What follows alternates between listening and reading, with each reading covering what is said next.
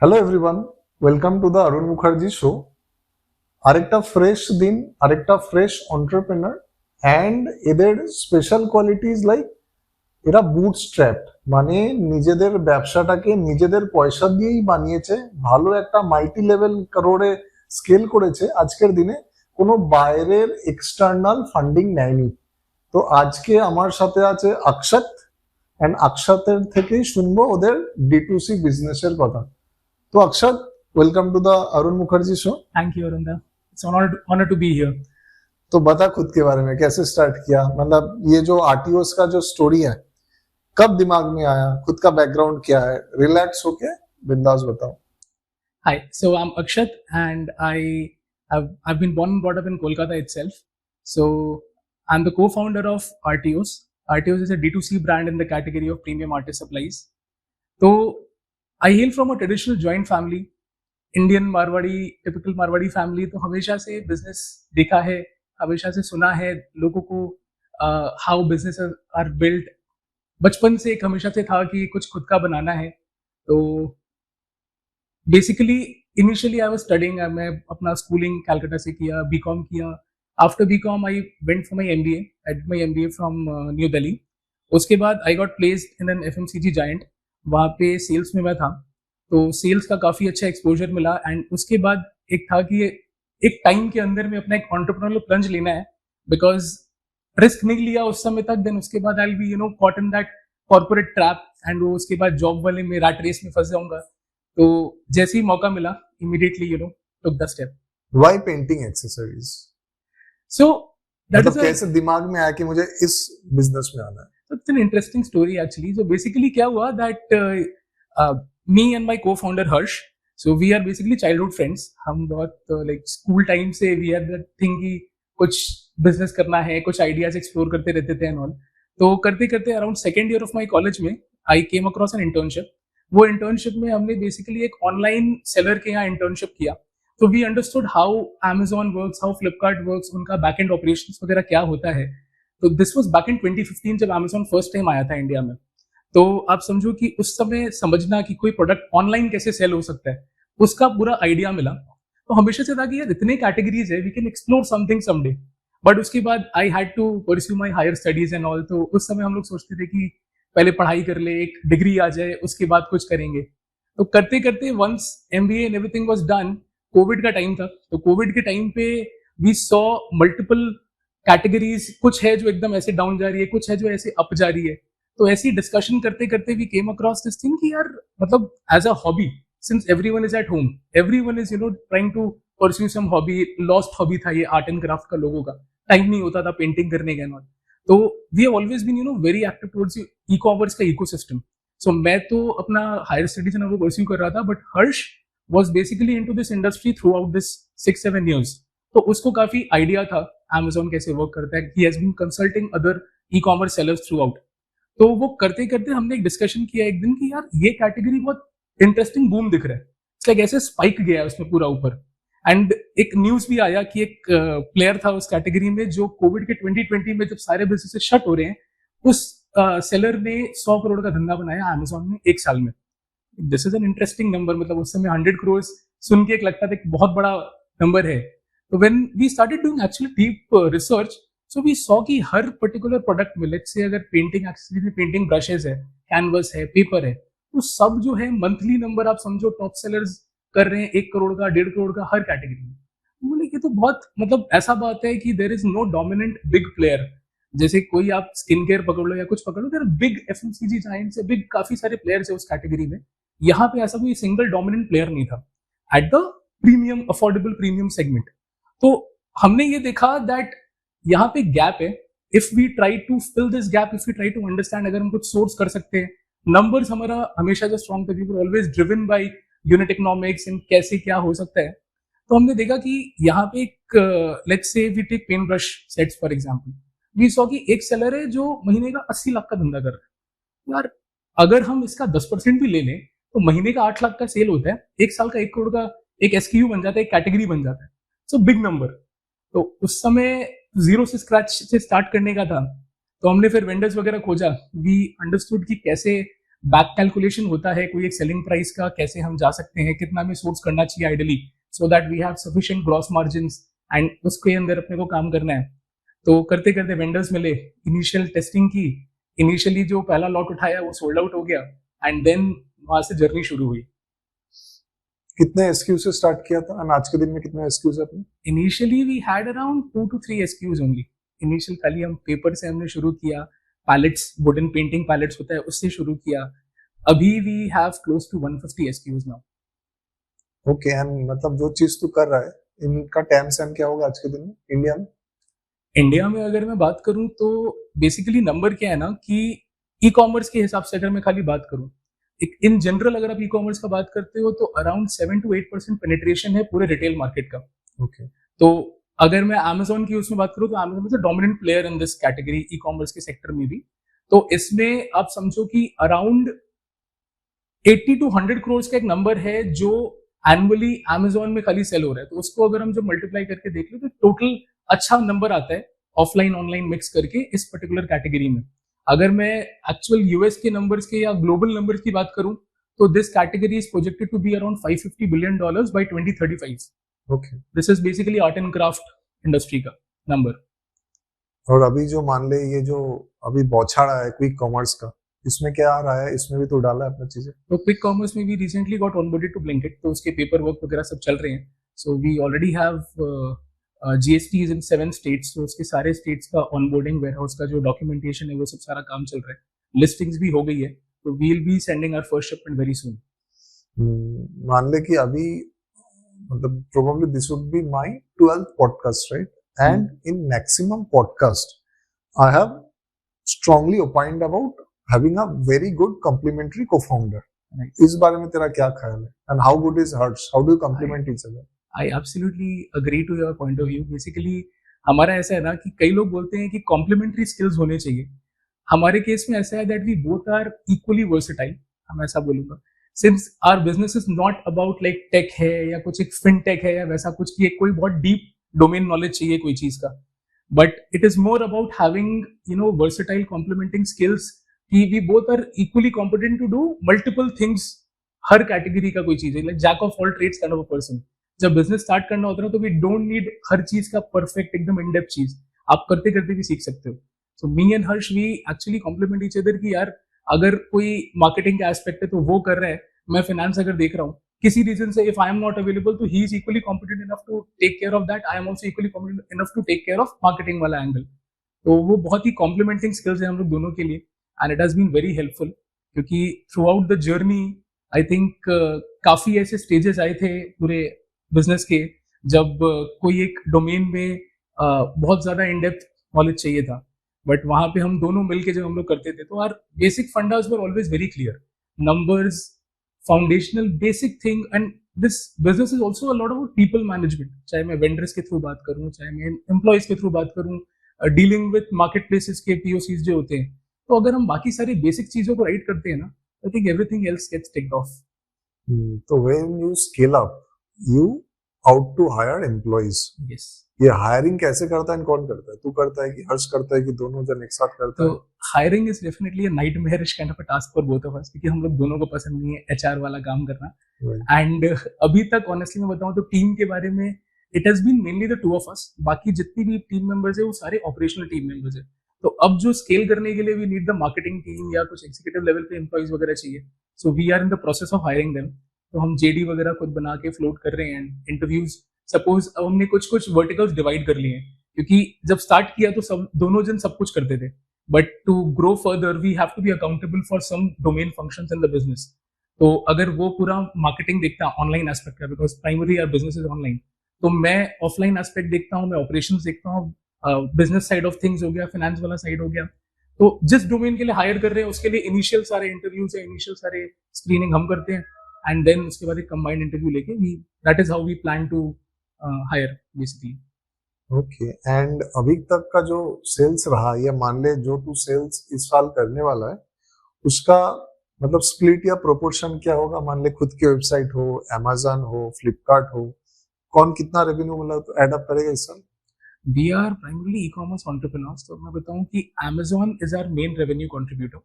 Amazon is the most mature marketplace that we can see, which is available in India right now. उसका data, उसका algorithm, उसका way of managing the listings and everything is the most mature thing. तो उस पे advertisement करना है, कुछ करना है, तो बहुत सॉर्टेड वे है उसको मेंटेन करने का. तो our 80% business would be Amazon, I would say. Around 10 to 15% would be Flipkart. बाकी बैलेंस जो है अब क्या है कि B2B orders, offline orders. Now that we have built a name in this category, तो gradually people are going to offline shops, वो shops number निकाल के कॉल कर रहे हैं, तो उस तरह के भी चीजें हो रही है. तो that's the split now. Website पे हमने अभी तक D2C में उतना ज्यादा फोकस नहीं किया. हाँ, मतलब मान ले टू अटेन आई वॉल्स या लोगों को अगर लाना है तो खर्च तो करना ही पड़ेगा, राइट? Correct. हाँ, but coming back to your business, since you guys are like bootstrap to date, मतलब Amazon का एल्गोरिथम तो तभी काम करेगा ना जो मैं मतलब पैसे में भरता रहा हूँ, वो एल्गोरिथम करता रहे, टॉप 1 to 3 में प्लेस करते रहे. तू लोगों का उतना मार्केटिंग बजट, उतना पैसा नहीं था. How did you crack that thing? Basically क्या होता है कि जो आज के दिन में D2C फाउंडर्स बोल लो आप या कोई भी ऑनलाइन बिजनेस, सब सोचते हैं कि ये शुरू कर लेते. कोविड के बाद सबके पास टाइम है, सब यूट्यूब देख रहे हैं, every information is available to everyone. सब सोचते हैं कि चलो ऑनलाइन शुरू करते हैं, एड रन करेंगे, धंधा आ जाएगा. And people focus more on their website and Meta ads. हमारा अप्रोच थोड़ा सा डिफरेंट था. Basically when you look at it, आप देखोगे कि मेटा एड्स के थ्रू या इंस्टाग्राम एड्स के through what people try to do is push marketing. आज मैं कोई रील देख रहा हूँ, मेरे को अचानक से एक एड आ जाएगा एंड मुझे लेना है नहीं लेना है, it is subjective. Versus Amazon में अगर आप जाके कोई चीज को लिस्ट करते हो या उस पर एड्स रन करते हो, तो it is basically pull marketing because the customer already has an intent to purchase. कोई आ रहा है, वो पेन ब्रश सेट अगर सर्च कर रहा है तो उसको इंटरेस्ट है लेने का. And as per the data and everything, Amazon is the most sought after search engine for product searches. Google है एक तरह से प्रोडक्ट्स के लिए. तो हमने बोला कि अगर मैं मार्केटिंग बजट की बात करूं तो मैं मार्केटिंग बजट उस जगह में खर्च करूं जो मेरे को डायरेक्टली रिटर्न देगा. एंड यूनिट इकोनॉमिक्स की बात करूं तो हम अपने मार्केटिंग बजट को ऑलरेडी अकाउंट फॉर कर लेते हैं अपने कॉस्टिंग में कि एक टेंटेटिव इतना परसेंटेज हमारा लगने वाला है. उसके बियॉन्ड गया तो मुझे ऑप्टिमाइज करना है, उसके अंदर है तो it is good for us, profitable है. तो फिर अलग से मुझे पैसे नहीं साइड करने पड़ेगी, मुझे एड रन करना है. Amazon में क्या होता है, 100 रुपए का माल बेचोगे, उसमें जो भी एडवर्टीजमेंट कॉस्ट है वो उससे कट के आपको पे आउट आएगा. So if I have taken that into calculation, I don't have to have another set budget to invest in ads या पे करना है उसका. वैसे in D2C it's all about the prime metrics would be CAC to LTV, right? तेरा क्या है? CAC to LTV अगर मैं बताऊं तो आज के दिन में would be around 12 to 15% of our sales. CAC का अगर मैं बात करूं, LTV अभी 3 साल ही हुआ है.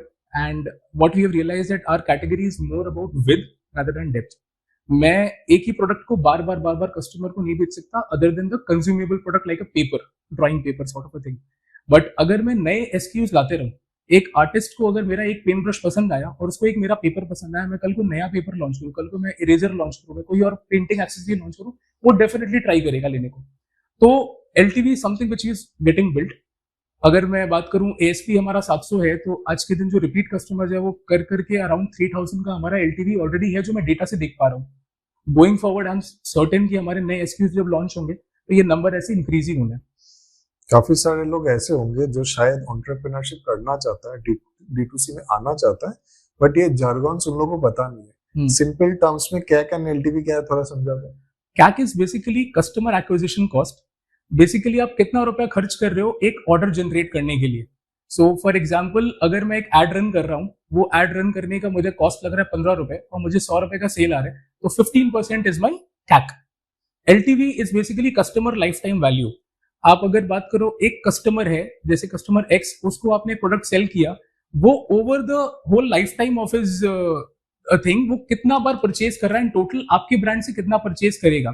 तो उससे आपको एक आइडिया लगता है कि आपका कस्टमर एफिनिटी रेशियो कैसा है. बेसिकली कस्टमर कितना रिपीट परचेज करने वाला आपके साथ. तो आपको नए कस्टमर से ज्यादा आपको एग्जिस्टिंग कस्टमर पे फोकस करके ऐसे ग्रो करना है अपने बिजनेस को. So that is basically an LTV. Right. Raw material कैसे सप्लाई करता है या सोर्स करता है? Basically we get things done under contract manufacturing. From which place? Bengal, India के बाहर? जब स्टार्ट किया तब कोविड का पीरियड था, अक्टूबर 2021 का टाइम था, तो उस समय आप समझो कि कोविड में ज्यादा बाहर जा नहीं सकते. लिमिटेड फोन से जो इन्फॉर्मेशन हमें इंडिया मार्ट वगैरह से मिलता था वैसे देखते थे। वेस्ट बंगाल के अराउंड में हमने देखा कि मुझे कोई वेंडर्स अगर मिल जाए तो आर प्रोडक्ट वॉज पेपर। सबसे पहला जो हम अगर बात करें water colour paper, drawing paper. I think eastern India का सबसे बिगेस्ट मार्केट है Sealdah Baithak Khana market. There are thousands of shops जो पेपर में डील कर रहे हैं। हमारा लॉजिक प्रोडक्ट आइडेंटिफाई करने का बहुत सिंपल था कि अभी इनोवेशन लाने पे मेरे को फोकस नहीं करना है, जो मार्केट में बिकता है उसको कैसे रेप्लिकेट कर सकते हैं हम। लोगों के सैंपल्स मंगाए, देखा, वो सैंपल को समझा, रीड किया उसके बारे में, फिर मार्केट में चले गए लोगों से बात करने के लिए। We went to at least 20-30 different shops, सबसे फीडबैक लिया कौन सा प्रोडक्ट क्या होता है, क्या पर्पस होता है। सो हम, मुझे और हर्ष को, हम दोनों को पेंटिंग का कोई बैकग्राउंड नहीं है, हमें कुछ नहीं समझ में आता कि कैसे आर्टिस्टिक सारी चीजें होती है। तो वो शॉपकीपर से समझा, कुछ लोगों से बात किया जो फ्रेंड्स थे, तो वो करते करते वी गॉट सम सैंपल्स। उसको इनिशियली एक लॉट मंगाया, लॉट मंगा के we listed, we got a positive feedback, वो स्टॉक आउट हुआ और फिर उसके बाद we started building upon it. How do connect with your audience? मतलब कभी देखा, इतना तो डेटा क्रंच कर ही लेता है कि तेरा जो प्रोडक्ट है, आउटपुट है, वो खरीद कौन रहा है? Which category is that? मतलब पेंटर्स हो, आर्किटेक्ट्स हो, कौन से, मतलब कौन से सेगमेंट वाले लोग? See we are primarily positioned in the affordable premium sort of a category. तो अगर मैं कहता हूँ कि हमारा ASP अराउंड 700-750 रुपए के आसपास है, तो आप समझो कि देर आर पीपल जो स्टूडेंट्स कैटेगरी हम सबसे पहले बोलते हैं। हम बचपन से स्कूल में पेंट ब्रशेस वगैरह यूज करना सीखते हैं, तो we get brushes from Camlin, Faber Castell and all. उनका एक सेट ऑफ 7 का राउंड ब्रश जो होता है वो 100 रुपए का आता है, हम वही ब्रश बेचते हैं 500 रुपए का। तो अगर मैं वो डिफरेंस में जा रहा हूँ, that means my target audience is not एकदम school going students, it's more about hobbyists, painters, professional artist, क्योंकि हमारे पास सारे तरह के रेंज है। तो एज ग्रुप का भी अगर मैं बात करूं तो कोई ऐसा बार नहीं है कि 25 साल का ऑडियंस यूथ है या 20 साल का ऐसा है। Anyone aged above 10 years is our customer, क्योंकि उसके नीचे में बेसिकली थोड़े किड्स वाले कैटेगरी आ जाते हैं, उसमें भी कुछ कुछ प्रोडक्ट हम लॉन्च कर रहे हैं अभी। But anyone above 10 years is our audience, जिसको भी पेंटिंग रिलेटेड या आर्ट रिलेटेड कोई भी इंटरेस्ट है। मान ली इतने सारे एक्सक्यूज है, तो इन्वेंटरी कैसे मैनेज कर पाता है, और मैनेज करता कैसे? कोई CRM है, स्टैक है? लाइक हाउ डू असर्टेन मुझे इतना इन्वेंटरी रखना है? Everything is backed by data. Initially जब शुरू किया, एक बार जितने स्मॉल एक कैपिटल से शुरू किया, वो स्टॉक आउट हुआ तो रीऑर्डर किया। तो 6 महीने तक एक वो फायर फाइट चलते रहता था कि एक हमने प्रोडक्ट लाया, वो स्टॉक आउट हो गया, we call that like happy problem कि यार अब लेके आना है हमें वो चीज। फिर जब करते करते भी रियलाइज कि कुछ इन्वेंट्री मेंटेन करना पड़ेगा, उसमें इन्वेस्ट करना पड़ेगा, तो we started with like 7 days approximate sales का आइडिया लगाया कि इतना नंबर आ रहा है, उसके हिसाब से 7 दिन का इन्वेंट्री लाते, कितना लीड टाइम मेरा रहेगा। लीड टाइम इज बेसिकली कितने देर में मेरे को इन्वेंट्री मिल जाता है मार्केट से। तो उसके हिसाब से 7 डेज, 10 डेज, 15 डेज एक आइडिया लगा के कितना लगेगा वो चीज है। And in terms of inventory manage करना, it is primarily through excel. I would say उसके लिए कोई फैंसी टूल, CRM या सॉफ्टवेयर का ऐसा दरकार नहीं है। एक्सेल पे सारा डेटा है, SKU वाइज नंबर से डेली का परचेज सेल जो भी है उसको मेंटेन करते हैं। We also have an back end software जिससे हमने लिंक कर रखा है अपने Amazon और फ्लिपकार्ट को, उनका API इंटीग्रेशन करके, तो वो भी हमें एक सॉर्ट ऑफ आइडिया दे देता है डेटा का। तो that is how we manage. तो बूटस्ट्रैप्ड है, बट लास्ट 4-5 साल में कमाल स्किल अप किया है। वो नंबर थोड़ा बता दे व्यूअर्स को कि किस साल में क्या किया। So basically when we started in October 21, शुरू किया था हमने। फर्स्ट ऑर्डर जब आया, फर्स्ट डे आई थिंक 2000 का रेवेन्यू आया था। 300-350 रुपए का एक पैलेट बेचते थे हम, 5-6 यूनिट बिका था। ह्यूज थ्रिल की यार, मतलब पहला ऑर्डर आया। In fact you know काचिंग sound, Amazon का जब ऑर्डर आता है एक नोटिफिकेशन आता है, तो वो नोटिफिकेशन वाज वेरी मोटिवेटिंग। वहां से शुरू किया, फिर दिन का पहले 10,000 किया, फिर 15,000 किया, ऐसे करते करते initial 6 months we did around 28 lakhs of turnover in the first 6 months of our business. उसके अगले साल FY 22-23 में वी डिड अराउंड 1.7 crores। उसके अगले साल we did around 2.8 crores and last financial year we have done around 4 crores। And इस साल what are the plans? इस साल immediate plan is to double this revenue. Wow, मतलब $1 million plus, right? या the plan is that. Bootstrapped है तो profitable ही होगा। या प्रॉफिटेबल सिंस डे 1। मेरा और हर्ष का, हम दोनों का मानना है दैट कोई भी हमसे पूछता है कि आपका बर्न रेट क्या है या कितना बर्न करते हो, बिकॉज ये वो सब बहुत समझ में फैंसी नहीं आता जार्गन है। से। ये सब समझ में नहीं आएगा, बर्न रेट एंड ऑल। मतलब मान ले कि शायद मेरा स्टॉक मार्केट का बैकग्राउंड है जहाँ पे whole valuation comes on profit. ये जो एरा तेरा जो सेल्स के ऊपर मल्टीपल आता है अब्सर्ड हाँ, वाले, ये वो स्टार्टअप में ही हो सकता है जहाँ पे कार्टेलबाजी चलता है। अंत में सबको स्टॉक मार्केट में ही आना है लिस्टिंग के लिए। सबका and unless and until you are profit positive, cash flow positive, घंटा तुम्हें वैल्यूएशन मिलने वाला है। हमारा हमेशा से लॉजिक है, कोई पूछता है बर्न रेट के बारे में तो हमारा जवाब होता है we don't burn things here. मतलब कभी भी हमने बर्न नहीं किया। हमारा every rupee that we have invested in marketing is calculated. हमें पता होता है कि इस रेवेन्यू से, इस रुपी से क्या रिटर्न आने वाला है, ये मेरे ऑप्टिमाइज लेवल के अंदर है कि नहीं है। तो overall we have been profitable since day one. And मेरा पर्सनली बहुत सिंपल सा मानना है, लोग ना एंटरप्रेन्योरशिप, स्टार्टअप, बिजनेस बहुत हाइप अप कर देते हैं। एक बहुत सिंपल सा लॉजिक है, धंधा का मतलब होता है इतना लगाया, इतना आया, इतना बचाया। Simple simple. अगर मेरा ये नंबर एकदम क्लियर है तो फिर I don't think there is a logic of burn and this and that. मतलब you must have been through this query कि it's very very tough to crack D2C। Amazon tough करना बहुत मुश्किल है। काफी सारे लोगों के मन में यही सवाल होगा जो शायद D2C करना चाहता है, ये ऑलरेडी कर रहे हैं। क्या आंसर होगा? How tough is to crack Amazon और D2C? Honestly speaking, it is definitely very tough. The only advantage that we had was that हमने कभी एक कोई इंटर्नशिप की थी, बैकएंड का आइडिया था, एंड हर्ष को ही had the idea about the platform, तो that definitely worked in our favour. But still if you look at it ना, एक मैं एडवाइस दूंगा जो सारे D2C या ई कॉमर्स या Amazon करने वाले जो लोग हैं, उनको अगर मन में है कि ई कॉमर्स में ना खाली E is the electronic वाला part, everything else is offline, but everything else is like hardcore physical management of people, resources, inventory, cash, everything। आप समझो। तो अगर मैं उसमें बताऊं कि कैसे करना है, इज लाइक आप अपना बेसिक्स पहले राइट करो, फाउंडेशनल जो चीजें होती है, किसी की चीज को सोर्स करना है, क्या प्राइस पे करना है, नॉन। बाकी अगर आप बात करते हो कैटेगरी आइडेंटिफिकेशन का या रिसर्च करने का, जो एक डेटा का मैं बात करता हूँ, डेटा बैक्ड होना चाहिए डिसीजन। तो आज के दिन में Amazon provides sufficient amount of data to everyone. मतलब आप कोई भी प्रोडक्ट को Amazon.in में सर्च करोगे, उसके नीचे में आता है how many units sold in the past 30 days, और कितना का बिक रहा है, एक सेलिंग प्राइस पता है। आप मल्टीप्लाई करोगे, आपको आइडिया लग जाएगा कि ये इतना वैल्यू का बिक रहा है ये आइटम। अगर मेरे पास उसका सोर्सिंग है, क्या वो सोर्सिंग एक टारगेट कॉस्ट के अंदर में मेरा आता है कि नहीं। Amazon provides that selling price calculator, उसमें बता देता है कि आपको इतना में माल बेचना है, आपका इतना सोर्सिंग कॉस्ट है, आपके ये कमीशन एंड ये चार्जेस आने वाले। You can understand whether you are going to be profitable और नॉट। उसके बाद अगर मैं बात करूँ तो एक बेस्ट सेलर्स बोल के ऑप्शन होता है Amazon में, जहाँ पे कैटेगरी लेवल पे आपको बेस्ट सेलर्स का आइडिया देते हैं कि आप let's say you go to a category की स्टेशनरी कैटेगरी है, उसके अंदर में आर्ट एंड क्राफ्ट है, उसके अंदर में आपको प्रोडक्ट के वाइज डेटा दिख रहे हैं, ब्रांड वाइज, कि टॉप 30 बेस्ट सेलर कितना है।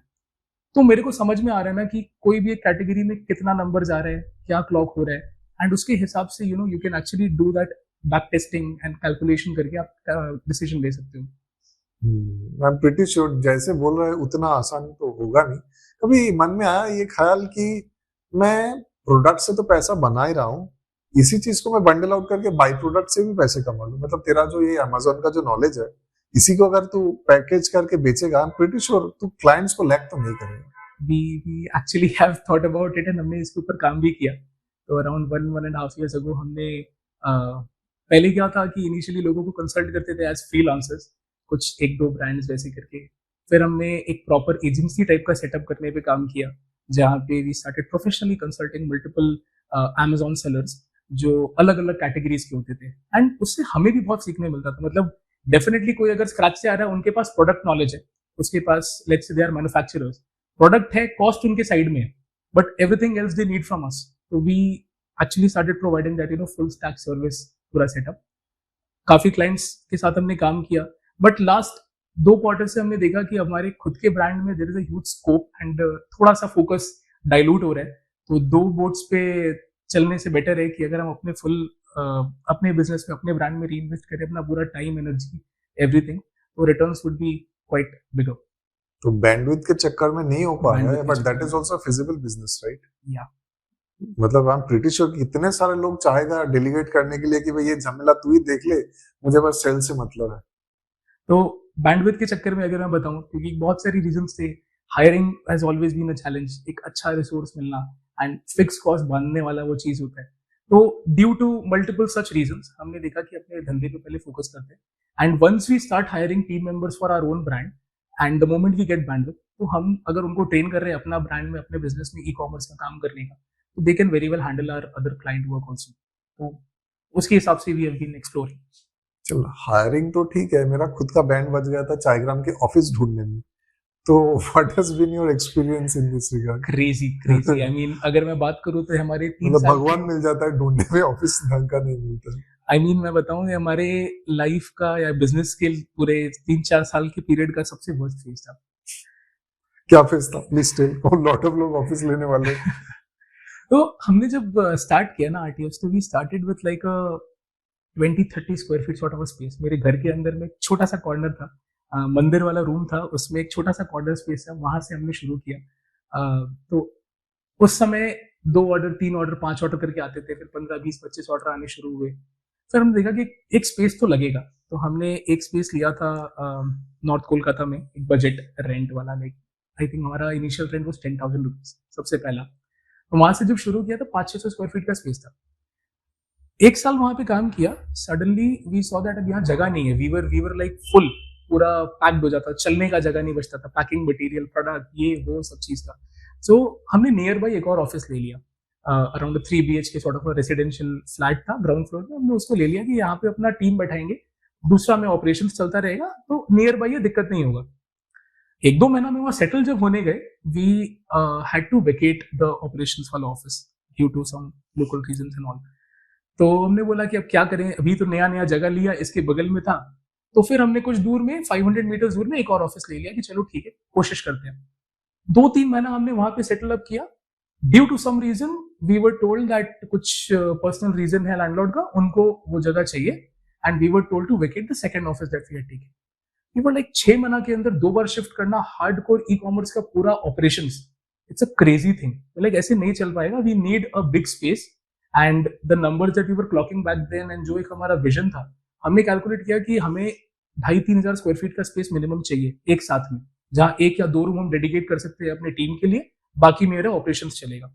अब वो स्पेस खोजना वॉज अ नाइटमेयर वाला टास्क, मैं बताऊं।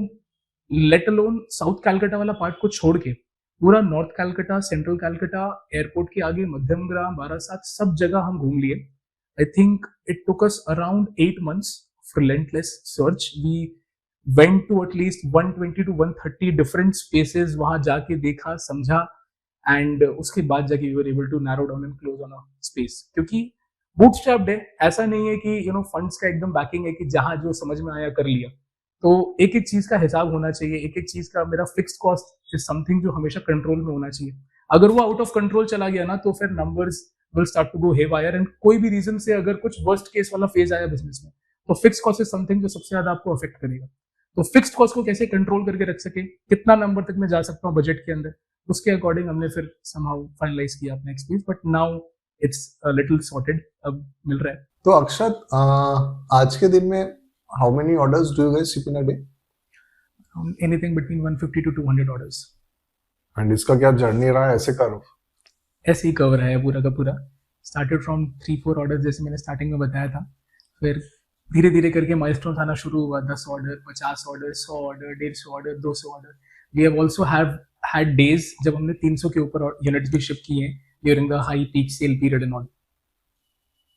बिजनेस में मेरा खुद का खून खौलता है जब देखता हूँ कि कोई लीडर है, राइट, कोई माफिया है बिजनेस में। मतलब मेरा मान ली इतने सारा स्टार्टअप्स है, सबको आई से the same thing, be the mafia in your own segment, nail the segment, own the segment. तेरे इंडस्ट्री में ऐसा कोई है जिसको तू आइडलाइज करता है, मतलब जो तेरे फील्ड में ऑलरेडी एक वैलिडेशन लेके आया है, एंड जिसको तू मान के चलता है कि I could be the next thing from India?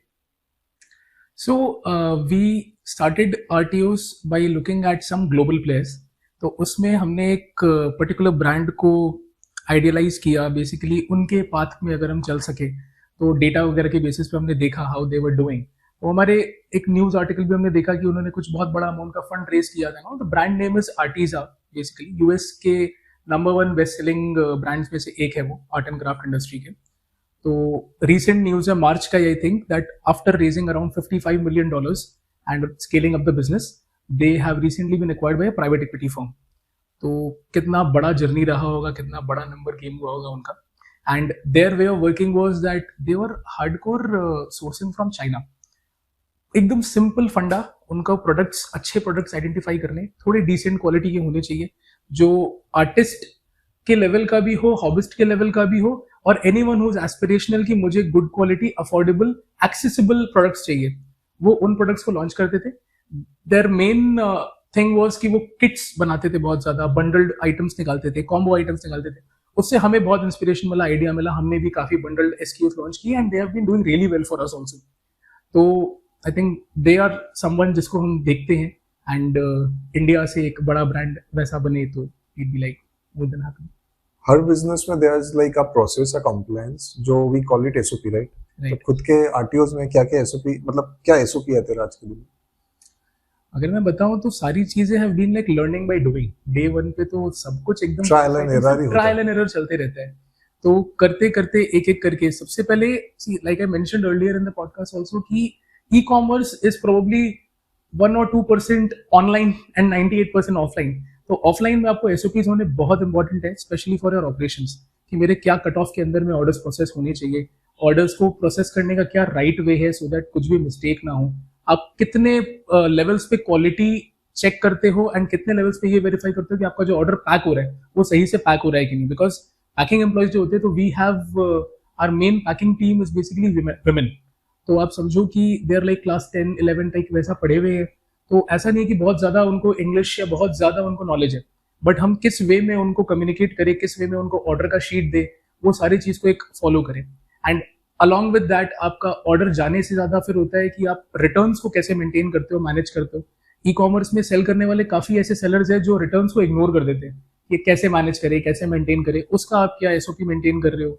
Along with that inventory का रीऑर्डर लेवल्स, प्लानिंग, सब कुछ करना. तो हर एक पर्टिकुलर डोमेन ऑफ वर्क के लिए वी हैव सेट एसओपीज. तो हम उसको ही स्ट्राइव करते हैं कि फॉलो करें. अपने जो टीम मेंबर्स आते हैं उनको एक के बाद एक वैसा काम करते हैं. And we are trying now कि हम एक प्लेबुक पूरा बना सके so that this can be easily accessible to all the future employees and all. Human aspiration should always have the highest compounding. আমি এখানে অ্যামাজনের রিপোর্ট পড়ছিলাম কদিন আগে, যেখানে ওরা বলছে যে 90% प्लस ऑर्डर এসছে ওদের टायर 2, टायर 3, टायर 4 सिटीजन सोन থেকে. तुम लोगों का क्या सीन है? एकदम ये एकदम सही डेटा है. एंड Amazon से ज्यादा फ्लिपकार्ट में ऐसा होता है कि majority of the orders from Flipkart are from tier 2, tier 3 cities. And I think हर स्टेट, हर यूनियन टेरिटरी, कितने थाउजेंड्स ऑफ पिन कोड्स में हमारा प्रोडक्ट जा चुका है. आई डोंट थिंक कोई भी ऐसा एक टाउन बचा होगा जहां पे हमारा प्रोडक्ट नहीं गया. Because like we have shipped more than 1.5 lakh orders in the last 3.5 years. तो आप समझो कि tier 2, tier 3 have that paying capacity. Like मैंने पहले बोला कि एक अफोर्डेबल प्रीमियम कैटेगरी में आते, थोड़ा सा प्रीमियम पोजिशनिंग है, तो उस केस में भी लोगों का पेइंग कैपेसिटी होना फ्रॉम दो स्मॉल टाउन्स. क्या क्या नाम होता है, क्या क्या एड्रेसेस होता है, हमने पहली बार कभी सुना भी नहीं. मतलब कई ऐसे जगहें हैं जहां पे सपोज कोरियर बॉय है, वो एक बार हमारे पास कॉल आया, हमारे वेबसाइट का ऑर्डर था कि हमें एड्रेस प्रॉपर दीजिए आप. एड्रेस में क्या दिया हुआ है, ये कस्टमर का नाम है, ये वाले लैम्प पोस्ट के नीचे इस दुकान के बगल में, and that order got delivered. So I mean इस तरह का लोकेशन पे भी जाता है. सो या we have also seen that कि एक्चुअली पेनिट्रेशन बहुत स्ट्रांग है.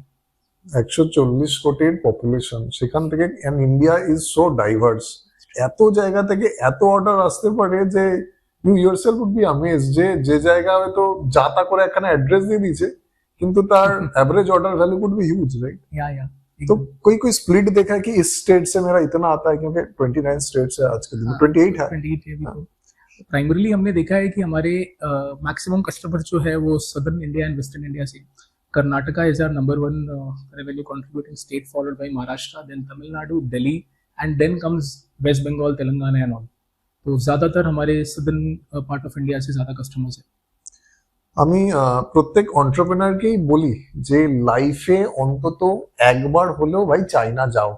অনেকে বলতে পারে হয়তো চাইনা মাল টেকে না, চলে না, but in terms of innovation China আমাদের থেকে 20 বছর এগিয়ে. তো this lucky bastards, right, they went to China.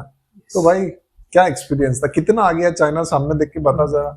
Crazy experience, difficult to express in words. मतलब बहुत ही लकी वी कंसिडर आवरसेल्व्स कि हमें अपॉर्चुनिटी मिला चाइना जाने का, and it was a very sudden decision.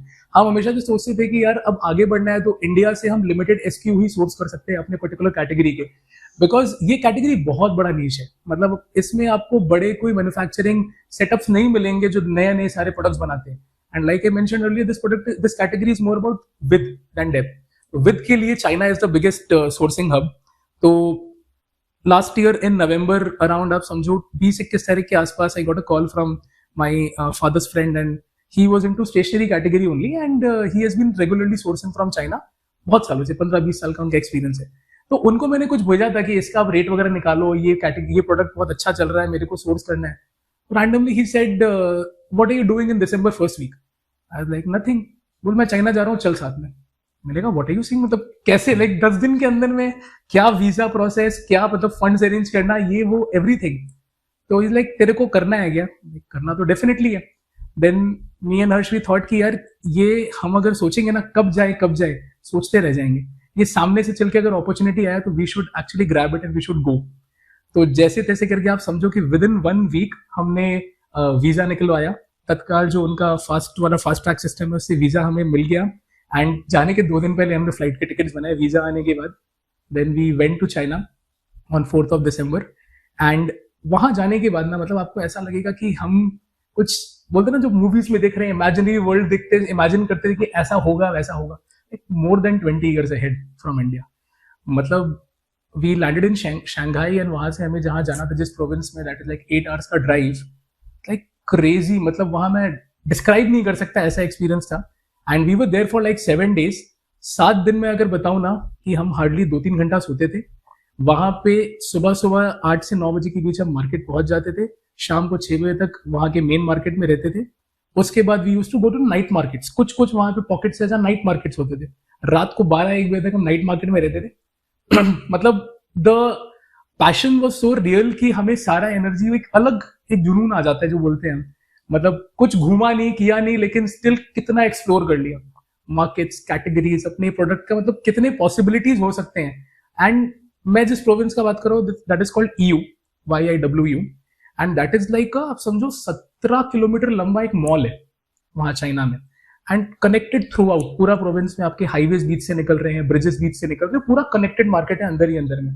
And आप समझो कि पूरे लाइफ टाइम में कोई भी इंसान ने जो भी प्रोडक्ट देखा है, यूज किया है, सुना है, मतलब वो जो 3 Idiots का डायलॉग है ना कि यहाँ से लेके यहाँ तक कोई भी प्रोडक्ट आप समझ लो, हर चीज का वहां पे हब है। हर चीज का एक एक प्रोडक्ट कैटेगरी का there are different districts. Mall को डिवाइड किया गया है, different floors, and more than thousands of shops. 7 दिन में आई डोंट थिंक हम अपने कैटेगरी का भी सारा मार्केट एक्सप्लोर कर पाए। That is what China has. तेरे कम्युनिटी वाले सोच रहे होंगे कि भाई को जैन फूड मिला था। So we were lucky। मतलब मैं जिनके साथ गया था, he himself was a Jain। तो वहां पे महाराज पे था। नहीं, लिटिल इंडिया बोल के एक रेस्टोरेंट था, प्योर वेजिटेरियन, एंड होटल वहां पे था, होटल के नीचे रेस्टोरेंट था, तो वहां पे खाना एकदम परफेक्ट मिल जाता था। उसमें भी एक अलग ही क्रेजी स्टोरी हो गया था कि हम तो कहीं भी जाते हैं इंटरनेशनल ट्रिप्स में तो we carry a lot of food with us. Indians are known for it, and vegetarians and Jains are more famous for it. मेरे साथ क्या हुआ दैट मेरा सिंगापुर एयरलाइंस से फ्लाइट था वाया सिंगापुर पहुंचे, आधे घंटे बाद कनेक्टिंग फ्लाइट था चाइना का। हम लोग तो फ्लाइट में चढ़ गए, मेरा सूटकेस नहीं चढ़ा। तो that was a different crazy story. 5 दिन के बाद मुझे मेरा बैगेज मिला। तो आप समझो कि 1-2 पेयर ऑफ क्लोथ्स में सर्वाइव करना, एंड वहां पे मतलब बहुत ही क्रेजी एक्सपीरियंस था। It's very difficult to assimilate everything here अभी। तो লাইফে যদি আপনি একটা এন্টারপ্রেনার হন, একবার চাইনা যেতেই হবে, এন্ড ভেজ খাবারও পেয়েই যাবেন, right? In business, right? I mean, it's all about owning the customer, owning the mind of the customer. True. There should be a mode, there should be an USP, there should be a competitive advantage. कोई ऐसा किस्सा है कि you feel कि हाँ we own this client? कुछ किस्सा है तो बता। बहुत सारे हैं, बट एक किस्सा जो हम एकदम इनिशियल आप समझो 3-4 महीना हुआ था बिजनेस स्टार्ट किए हुए उस समय का, how passionate we were for customer delight. अगर मैं बताऊं तो हमारा एक प्रोडक्ट है पेंटिंग किट बोल के, which is basically an assortment of all the products, जिसमें ब्रशेस, पैलेट, पेपर, कैनवस, सारी चीजें आती है एक साथ में। तो due to some operational hiccup एक पैकिंग टीम के टाइम पे पैकिंग करने के टाइम पे customer had order 2 painting kits और उसमें पैलेट मिस हो गया था जाना। वो कस्टमर ने क्या किया, जाके सेलर फीडबैक पे नेगेटिव डाल दिया कि हमें ऑर्डर किया, we did not get the palettes, very bad experience. We use to take the negative feedbacks very very seriously, positive से ज्यादा हम नेगेटिव फीडबैक्स को बहुत सीरियसली लेते थे।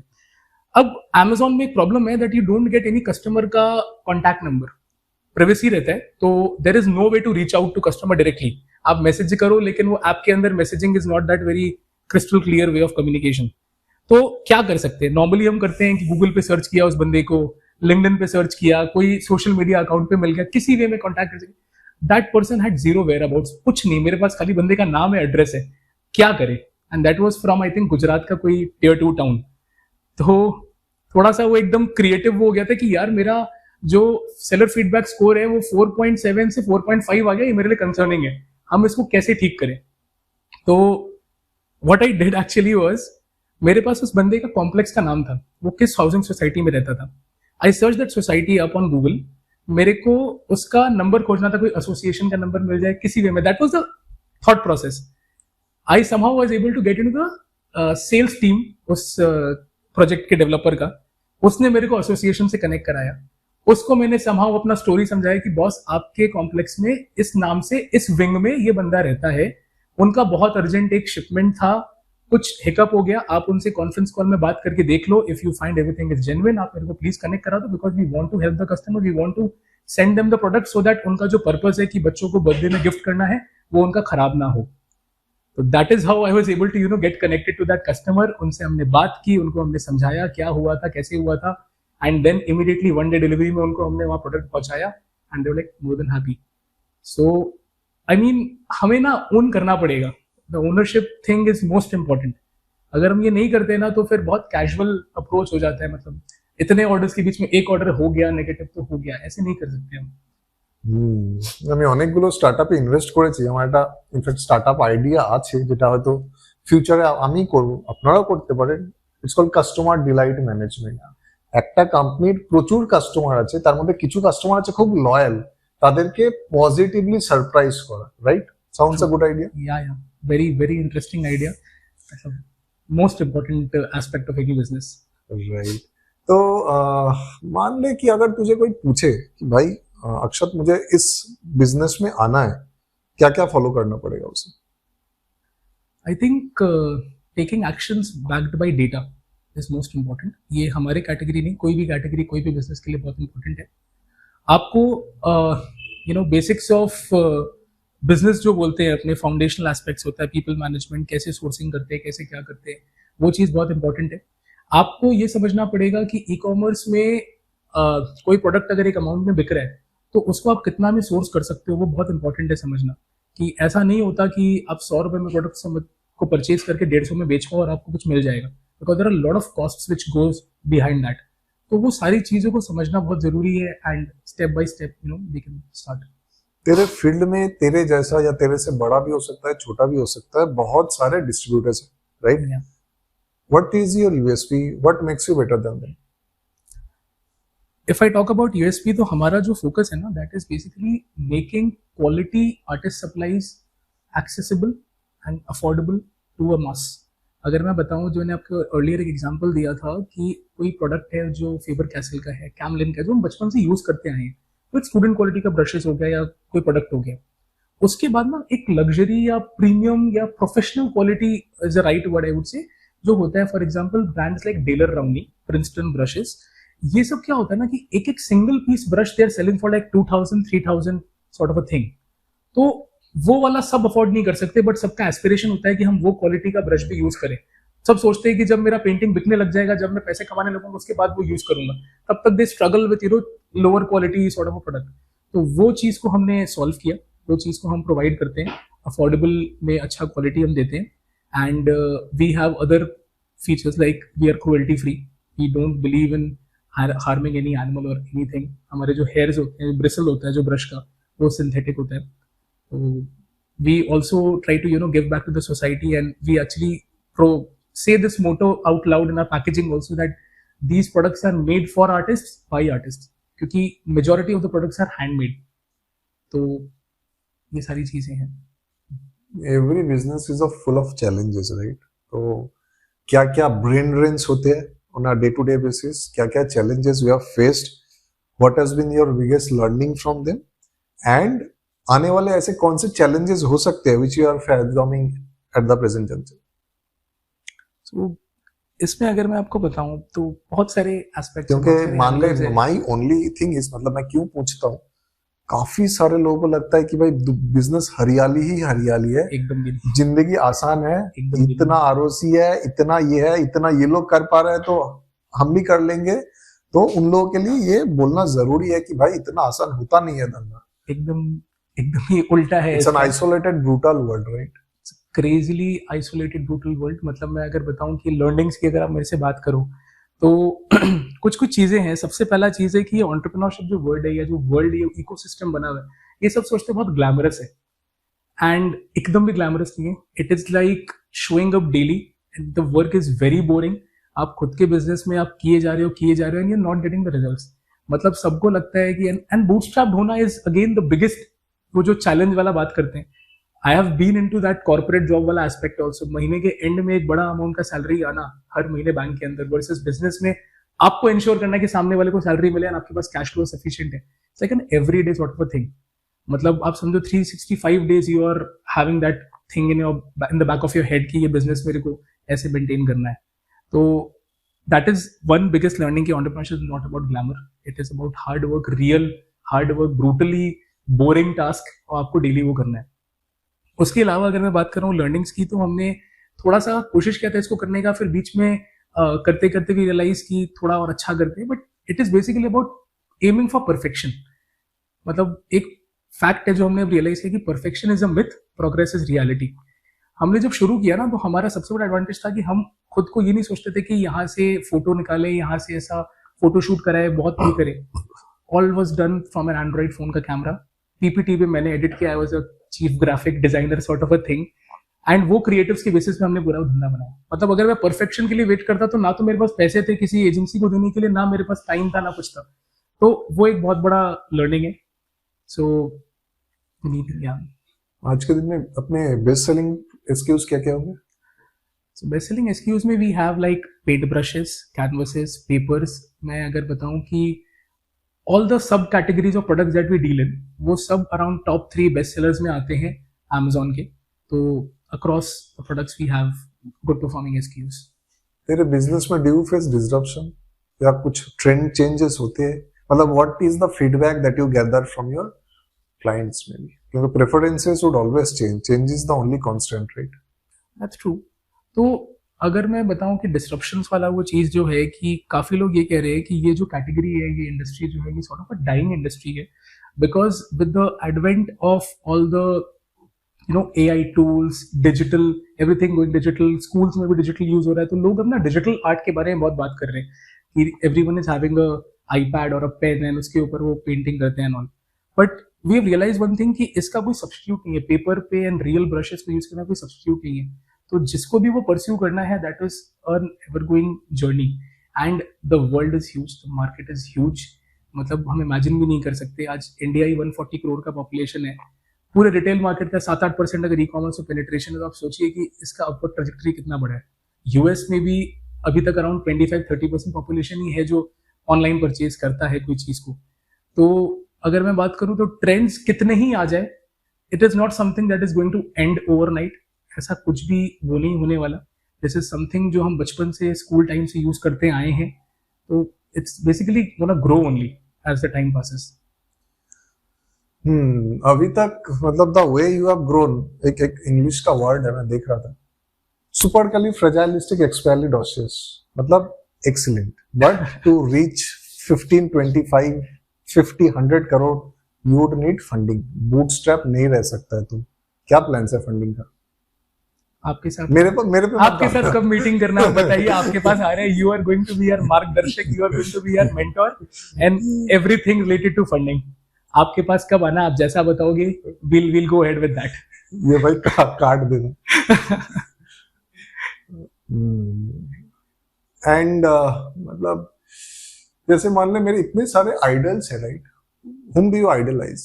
क्योंकि हर बिजनेसमैन का कोई ना कोई तो होता ही है आइडल्स। मेरे बहुत सारे, तेरे कौन से हैं? I think likewise for me, मेरे भी बहुत सारे आइडल्स है, बट अगर मेरे को एक नाम लेना है तो मैं बोलूंगा स्टीव जॉब्स। बचपन से, मतलब आप समझो, मैं बताया क्लास 9-10 के टाइम पे जब थोड़ा सा एक्सपोजर मिला एंटरप्रेन्योरशिप के बारे में, तब उनका एक कमेंसमेंट एड्रेस था स्टैनफोर्ड का, जिसमें उन्होंने बोला था स्टे हंग्री स्टे फुलिश वाला वो चीज, that actually left thought impression. But over the years, I've also realized while growing up and watching so many podcasts, reading so many books, talking to so many people, meeting new entrepreneurs, that idols is something that keep on changing. And her entrepreneur से we can learn something, we can get inspired. मतलब आपसे अगर मैं बात करूँ, इतनी चीजें सीखने को यहाँ पे we have team from Influcon, इतने young guys इतना अच्छा काम कर रहे हैं, उनसे कितना कुछ सीखने को है। तो in my understanding, मेरे लिए अगर मैं बात करूँ तो I am more driven and inspired by the collective spirit of entrepreneurship, and I think that is what is something which I look for.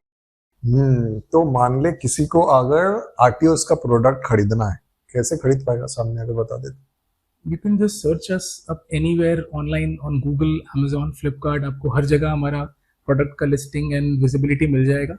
आप अगर Amazon पे जाके हमारी कोई भी प्रोडक्ट कैटेगरी को भी सर्च करोगे तो you will find us probably in the top 2, 3, 4, 5 sort of a position. आप पेंट ब्रश सर्च कर लो, आप कैनवस सर्च कर लो, पेपर सर्च कर लो, पेंटिंग किट सर्च कर लो, you'll find us there, and you'll be able to understand कि what our brand is. Though your business is online, but मेरा again एक question mandatory रहता है कि कलकत्ता में धंधा करना चैलेंजिंग है, क्या मानना है? I would say कि it is quite challenging, क्योंकि जब से हमने शुरू किया, जैसे मैंने एक बहुत बड़ा एक वर्स्ट फेज बताया था अपना, ये जगह खोजने वाला चीज को लेके, ऑफिस स्पेस को लेके। I mean it had to do a lot of things with related to how Calcutta has shaped up over the years. यहाँ पे सबकी जो एक थॉट प्रोसेस है, mentality, they are not very open to business, not very open to नई चीजें, and young guys reaching out to them कि आप मेरे को जगह दे दो, हम ऐसा करेंगे वैसा करेंगे, and the moment they hear online they like ये कुछ तो फ्रॉड करने वाले वाला चीज है। तो we have encountered such challenges, such problems. बाकी इन जनरल अगर मैं बताऊं तो इंडिया या कैलकाटा, उसमें इतने सारे ऑपरेशनल लीगैलिटीज, हिकअप्स, चैलेंजेस आते हैं, प्रोसीड्यूरल थिंग्स, जो चीज़ों को बहुत स्लो कर देती है। मतलब मैं एक बहुत छोटा सा एग्जांपल अगर मैं दूं तो हमारा we started off as a partnership firm. तो कुछ पर्पज के लिए हमें रजिस्टर करना था अपना पार्टनरशिप फर्म को, रजिस्टर्ड पार्टनरशिप फर्म ही उसमें अप्लाई कर सकते थे। वो रजिस्ट्रेशन के लिए टुक अस 1.5 years एंड 5 एप्लीकेशंस। लास्ट में जाके मैनेजर जो भी ऑफिस में थे, उनके ऑफिसर के पास जाके बैठा, सर ये मेरा एप्लीकेशन, आप काइंडली मेरे को बता दो कैसे करना है, क्या करना है। 2-3 घंटे उनके पास बैठा, एक एक करके स्टेप बाय स्टेप गया, एंड तब जाके 2-3 महीना बाद we got the registration number. मतलब ये चीजें क्या होती है ना कि आपका ब्रेन ड्रेन भी करती है, आपका टाइम भी, एनर्जी भी ड्रेन होता है बहुत ज्यादा। तो आई थिंक थोड़ा सा we have a way to go in this whole place. But एक ही फीडबैक बोलूंगा कि दिस डज नॉट मीन कि आपको नहीं करना चाहिए, दिस डज नॉट मीन कि you should stop and you should not even think about starting up, क्योंकि आपको अगर कुछ भी बनाना है तो you have to be at it, करते रहना पड़ेगा। कुछ ना कुछ अगर करेंगे तो definitely something will come out. Such blessed guys, মানে আমার নিজের অনেক তৃপ্তি লাগে এদের সাথে পডকাস্ট করে। কলকাতারই ছেলে, বেশি বয়সও না, এখনো 30ও হিট করেনি। ইনফ্যাক্ট এবছর ওরা দুজনে, হর্ষ আর অক্ষত, 10 কোটি টাকার মতো ব্যবসা করবে D2C তে, যেটা ক্র্যাক করা খুব কঠিন। এরা আবার বুটস্ট্র্যাপ, মানে নিজেদের পয়সা, মানে ক্যাশ ফ্লো গুলোকে রোটেট করে, ইন্টারনাল অ্যাক্রুয়ালস কে রোটেট করে সেখান থেকে একখানা 10 কোটি টাকার ব্যবসা করা একদমই সহজ না। তাও কত শান্তভাবে ও নিজের বিজনেস বা বিজনেসের সিক্রেটস গুলো, নিজের মেট্রিক্স, ইউনিট ইকোনমিক্স সবকিছু কত ইজি ভাবে বললো। তো ওদের থেকে আমাদের অনেক কিছু শেখার আছে। আমি তো প্রতিনিয়ত শিখছি। I am fortunate enough to have them in my vicinity, কারণ মানে এই জায়গাটা ইটস এন্ডলেস, মানে শেখার তো কোনো শেষ নেই। তো আরেকটা পডকাস্ট শেষ হলো, আরেকদিন নেক্সট উইক প্রবাবলি আমি আরেকজন ইন্সপিরেশনাল পার্সোনালিটিকে আপনাদের সামনে আনবো, যে তার বিজনেস স্টোরি বলে আপনাদেরকে মোটিভেট করবে। আজকের জন্য এতটুকুনি। Take care, God bless you, and tata.